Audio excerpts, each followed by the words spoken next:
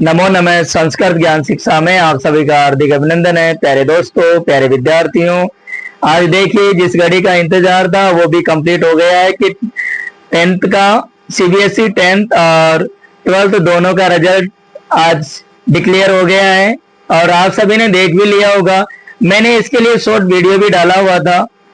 प्यारे विद्यार्थियों, हम आज पाणिनि बैच का नया टॉपिक स्टार्ट करेंगे, वो है आपके सामने प्रत्यय। लेकिन इससे पहले प्यारे विद्यार्थियों, यदि आप मेरे चैनल पे नए हैं तो मेरे चैनल को लाइक शेयर और सब्सक्राइब करना ना भूलें। चलिए स्टार्ट करते हैं। प्रत्यय शब्द की व्युत्पत्ति। क्या करते हैं? प्रत्यय शब्द की व्युत्पत्ति। देखिए, जो ये प्रत्यय शब्द है ये किस प्रकार बना, इसमें धातु कौन सी है, प्रत्यय कौन सा है और उपसर्ग कौन सा है। देखिए, प्रति उपसर्ग है और इन धातु है। क्या है प्यारे विद्यार्थियों? प्रति उपसर्ग और इन धातु में अच प्रत्यय के संयोग से क्या बनता है? प्रत्यय शब्द बनता है। आपको ध्यान में रखना कि प्रत्यय शब्द में प्रति उपसर्ग और इन धातु और अच प्रत्यय के संयोग से क्या बनता है? प्रत्यय शब्द बनता है। मैंने एक शॉर्ट ट्रिक के तरीके से भी लिखा हुआ है कि देखिए, ये प्रति और इन अच प्रत्यय। देखिए, इसमें क्या होता है कि यहां क्या होता है, न की क्या हो जाती है? इत्संज्ञा हो जाती है, अर्थात लोप हो जाता है ना। आप देखना इसमें क्या हुआ, न की इत्संज्ञा हो जाएगी और क्या हो जाएगा? ई शेष रहेगा। उसके बाद में अच में से क्या होगा? ऐसे रहता है, च का लोप हो जाएगा इत्संज्ञा। और ई के स्थान पे क्या हो जाएगा? ई के स्थान पे पहले तो क्या होगा? ए होगा। क्या होगा? ए, गुण संधि के नियम से ई के स्थान पे ए होगा। उसके बाद ए के स्थान पे अया आदेश हो जाता है, अया आदेश करके और तब जाकर के आपका क्या बनता है? प्रत्यय शब्द बनता है। ठीक है, चलिए प्रत्यय की परिभाषा, यानी प्रत्यय की परिभाषा क्या है? प्रतीयते विधीयते इति प्रत्यय। प्रतीयते विधीयते इति प्रत्यय अर्थात ऐसे शब्दांश जो किसी शब्द के अंत में जुड़कर उसके अर्थ में परिवर्तन कर देते हैं, वे प्रत्यय कहलाते हैं। अर्थात मैंने आपको देखिए, उपसर्ग भी मैंने आपको पढ़ाया है इससे अब वैसे पहले उपसर्ग क्या होते हैं कि उपसर्ग आगे होते हैं और प्रत्यय पीछे होते हैं। तो वे शब्दांश जो किसी शब्द या धातु के पीछे जुड़ करके उसके अर्थ में क्या कर देते हैं? परिवर्तन कर देते हैं, तो वो क्या कहलाते हैं? प्रत्यय कहलाते हैं। लिखा हुआ भी है कि ऐसे शब्दांश जो किसी शब्द के अंत में जुड़कर उसके अर्थ में परिवर्तन कर देते हैं, वे क्या कहलाते हैं? प्रत्यय कहलाते हैं। देखिए, संस्कृत भाषा में प्रत्यय 3 प्रकार के होते हैं। यानी जो संस्कृत भाषा में प्रत्यय होते हैं प्यारे साथियों, प्यारे विद्यार्थियों, वो कितने होते हैं? 3 होते हैं। एक तो कर्दंत प्रत्यय, एक तद्धित, और थर्ड नंबर का होगा आपका स्त्री प्रत्यय। देखिए, कर्दंत प्रत्यय है प्यारे विद्यार्थियों। कर्दंत प्रत्यय क्या होते हैं कि धातुओं के पीछे जुड़ करके उनके अर्थ में परिवर्तन कर देते हैं, वो क्या कहलाते हैं? कर्दंत प्रत्यय कहलाते हैं।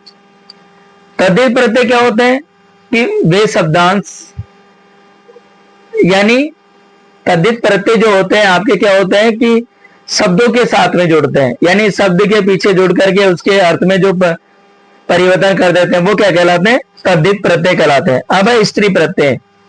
पुल्लिंग शब्दों को स्त्रीलिंग शब्द बनाने के लिए स्त्री प्रत्ययों का प्रयोग किया जाता है। समझ में आ गया? कर्दंत प्रत्यय तो क्या होता है? इसे हम कृत प्रत्यय भी कहते हैं। कहीं कहीं पर कृत प्रत्यय भी लिखा हुआ होता है, लेकिन मैंने यहाँ जो लघु सिद्धांत कौमुदी की जो लैंग्वेज है वो मैंने लिखने की कोशिश की, लिखने का प्रयास किया है और वही लिखा है मैंने। कर्दंत प्रत्यय जो कृत प्रत्यय लिखा हुआ मिलता है, ठीक है। तद्धित प्रत्यय और स्त्री प्रत्यय, तीनों में अंतर आ गया। कर्दंत प्रत्यय तो जो धातुओं के साथ जुड़ते हैं वो कर्दंत प्रत्यय हो जाएंगे, जो शब्दों के साथ जुड़ते हैं वो क्या हो जाएंगे, तद्धित प्रत्यय हो जाएंगे।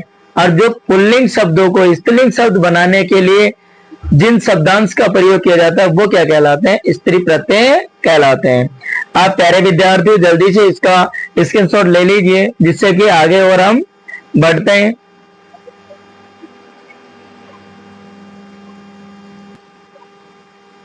आप देखना प्यारे विद्यार्थियों, यह लिखा हुआ है कर्दंत प्रत्यय। क्या लिखा हुआ है, कर्दंत प्रत्यय। देखिए कर्दंत प्रत्यय मैंने पहले भी आपको बताया कि ये क्या होते हैं, ये धातुओं के साथ में जुड़ते हैं। देखिए धातु सूत्र है, ये सूत्र क्या कहता है, इस सूत्र से धातुओं अर्थात क्रिया से प्रत्यय जोड़कर जो नवीन शब्द बनाते हैं, नवीन अर्थात नया शब्द बनाते हैं, वे प्रत्यय कहलाते हैं। जैसे दा धातु में यत प्रत्यय जोड़ा तो क्या बनेगा, देयम, यानी तय का लोप हो जाता है और ये शेष रहता है यत में, और इसको दा को यानी आ को क्या हो जाता है, ए हो जाता है, तो क्या बनता है आपका देयम, यानी नपुंसक लिंग वाला रूप बनता है इसमें देयम। तद्धित प्रत्यय प्यारे विद्यार्थियों, शब्दों के बाद प्रत्यय जोड़कर जो नवीन शब्द बनाते हैं, यानी शब्दों के साथ शब्दों के बाद यानी प्रत्यय जोड़कर जो नवीन शब्द बनाते हैं वे क्या कहलाते हैं, तद्धित प्रत्यांत कहलाते हैं। यानी वे शब्द जो शब्दों के अंत में जुड़ करके उनके अर्थ में परिवर्तन कर देते हैं वो क्या कहलाते हैं, तद्धित प्रत्यय कहलाते हैं। लेकिन यहां मैंने सीधी सी लिखी, शब्दों के बाद प्रत्यय जोड़कर जो नवीन शब्द बनाते हैं वे तद्धित प्रत्यांत कहलाते हैं। जैसे बुद्धि प्लस मतुप तो क्या बनेगा, बुद्धिमान। बागे हम डिटेल से तो बाद में पढ़ेंगे एक एक करके। स्त्री प्रत्यय, पुल्लिंग शब्दों को स्त्रीलिंग बनाने के लिए जो प्रत्यय लगाते हैं वे स्त्री प्रत्यय कहलाते हैं।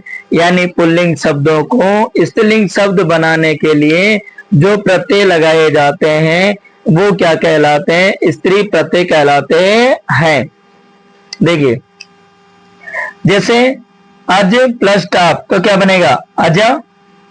अब देखिए इसमें अलग अलग करके कृत प्रत्यय, मैंने कहा था ना कई जगह पर कृत भी लिखा हुआ होता है, तो कृत को क्या कहते हैं, कर्दंत कहते हैं। तो देखिए इसमें क्षत्रिय है, सानच है, तव्यत, अनियर, तितन, ल्युट, त्रच, कत्वा, लेप, तुमुन, कत और कत्वतु।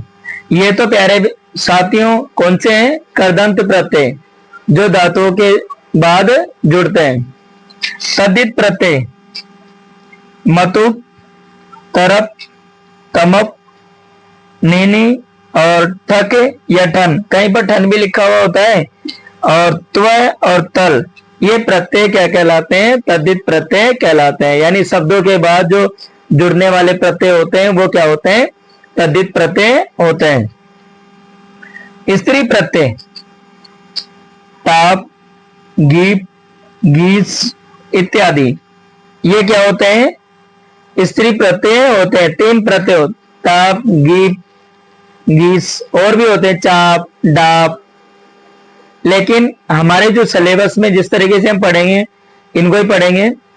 ये आज हमने प्यारे साथियों इनका क्या किया है, सामान्य परिचय किया है, हमने प्रत्यय का सामान्य परिचय किया है। और कल हम जो पढ़ने वाले हैं कर्दंत प्रत्यय पढ़ेंगे, जो धातुओं के बाद में जुड़ने वाले जो प्रत्यय होते हैं वो क्या कहलाते हैं, कर्दंत प्रत्यय कहलाते हैं। ठीक है प्यारे साथियों, यदि आप मेरे चैनल पे नए हैं तो मेरे चैनल को लाइक, शेयर और सब्सक्राइब भी जरूर करना। चलिए मिलते हैं प्यारे साथियों, प्यारे विद्यार्थियों अगली क्लास में, अगले वीडियो में। तब तक के लिए जय तु भारतम, जय तु संस्कृतम।